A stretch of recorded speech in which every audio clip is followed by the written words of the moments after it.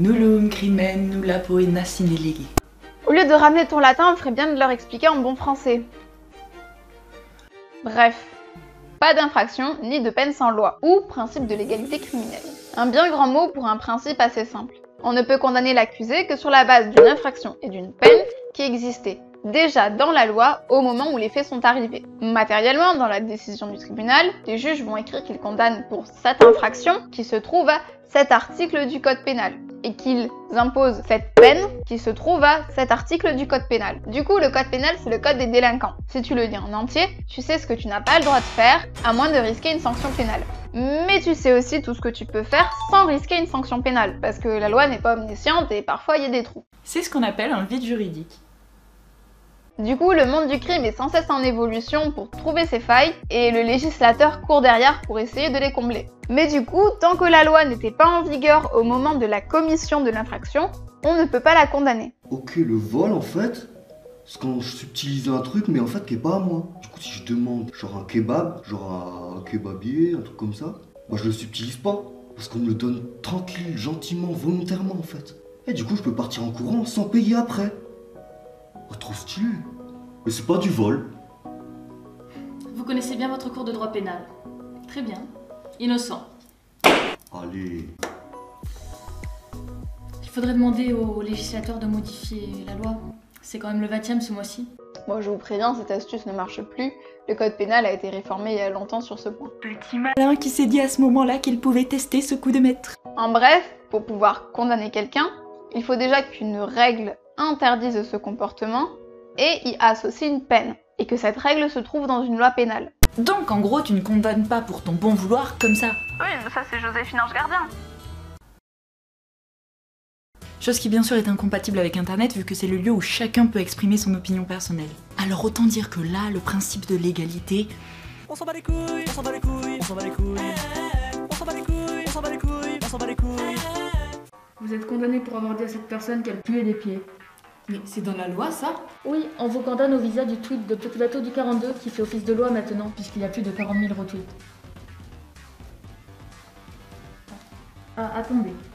Le tweet de Lily Lala qui dit, je cite, « Wesh, c'est pas grave de dire à une personne qu'elle pue des pieds, on s'en fout, vient de dépasser celui de Petit Bateau du 42. » Et donc là, je ne serai plus coupable? La loi ici, il semble que ce soit celle de celui qui se fait le plus liker. Alors là, avant de vous donner une référence historique, il va falloir que je retourne dans le monde animal. Et oui, désolé, mais la loi du plus fort, c'est chez les animaux qu'on la retrouve. Et d'ailleurs, ce bordel sur les réseaux sociaux me fait penser à la hiérarchie d'une meute de loups. J'adore les loups. Et ils sont beaucoup plus intéressants à étudier que vous ne pourriez le penser. Dans une meute, il y a une organisation. Alors pour résumer, on a d'abord le couple alpha, les chefs. Sur internet, ça pourrait être les médias classiques qui cherchent à garder un semblant de supériorité. Ensuite, il y a les bêtas, souvent bras droit des alphas, qui sont appelés à les remplacer s'il y a un problème, par exemple la mort d'un alpha. Sur internet, on pourrait dire les influenceurs peut-être. Puis on a les gammas, le reste de la meute, la populace. Ça, ce serait nous. Aouh! Je fais bien le loup, hein. Oui. Mais cette populace a le sang chaud et quand tout est calme, eh ben on s'ennuie, on a besoin de fight. C'est le cas dans une meute de loups. Donc de temps en temps, on revient sur des petits scandales pour avoir un os arrangé. Et c'est là qu'intervient l'oméga. C'est dans la meute, le loup qui s'en prend littéralement plein la gueule et qui concentre sur lui toute l'agressivité de ses pairs. Dans le cycle naturel, ça permet d'éviter que le reste de la meute soit incessamment en conflit. Ouais, le bouc émissaire quoi. Enfin, le loup émissaire du coup. Intéressant à observer quand on sait que sur internet c'est la loi du plus de likes. Enfin, n'oublions pas que cette comparaison reste primaire et très vulgarisée. Ne serait-ce que parce qu'à la différence du loup, qui lui condamne un membre de la meute presque au pif selon la volonté d'un cycle naturel, l'homme lui condamne pour une volonté de justice une personne qui aurait eu un comportement polémique. Sauf pour les charognards, mais eux c'est une autre espèce. Donc l'homme n'est pas loup, mais il semble qu'il garde ce petit côté animal sur les réseaux sociaux. Et le gros du problème sur les réseaux sociaux, c'est que comme on l'a vu, chacun fait justice soi-même. Donc on n'a pas de loi unique, de loi propre, donc pas de peine assortie. Ce qui implique que dans ce type de justice, on choisit soi-même la sanction. Enfin, la masse majoritaire choisit la sanction, jusqu'à ce qu'une autre masse la détrône. La meute, la meute, la meute.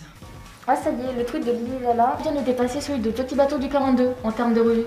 Et donc du coup, je ne suis pas coupable. Non, en fait, elle dit que tu fermes ta gueule et que tu pars des réseaux sociaux.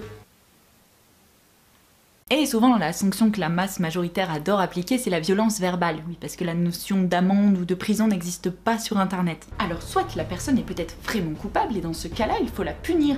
Mais ce genre de justice clanique, C'est quoi ce mot? Oui, ça existe, je mettrai la définition dans le résumé.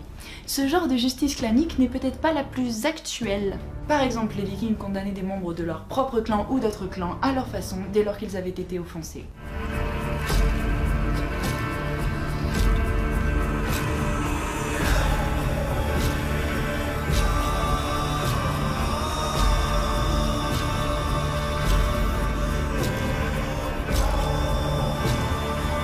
Ouais, parce que j'aime bien les Vikings aussi. Sauf qu'ici, au lieu d'avoir des clans vikings, on a des communautés. Les Vikings datent de la période entre le 8e et le 11e siècle. Ah ouais, c'est sûr, en 1000 ans, ça ferait bizarre de pas évoluer sur ce point, quoi. Bon, après, le peuple viking dans la série, il a de la gueule, ne serait-ce que pour le courage, les coiffures et les tatouages. Petite précision pour ne pas faire de conclusions trop hâtives. La série Viking extrapole certains faits. L'aigle de sang était en réalité très peu pratiqué. Les Vikings appliquaient parfois une justice clanique, certes, mais ils restaient un peuple très évolué quant à l'application de la justice. Ils disposaient de lois et appliquaient ces dernières via le Thing. Je sais pas comment ça se prononce. Une assemblée d'hommes libres qui permettait entre autres de régler les questions judiciaires. Certains auteurs vont même jusqu'à dire que la justice viking est l'inspiration de la justice moderne. Donc les Vikings appliquaient mieux la justice à leur époque que semblent l'appliquer les internautes sur les réseaux. Le Thing, on s'en fout, n'était néanmoins pas démocratique, c'était les familles les plus riches qui prenaient les décisions. Après tout, c'est peut-être ce que recherchent certaines personnes en prenant position sur les réseaux sociaux, devenir un peu guerrier. Ouais, non, c'est quand même vachement chelou comme hypothèse. Justice.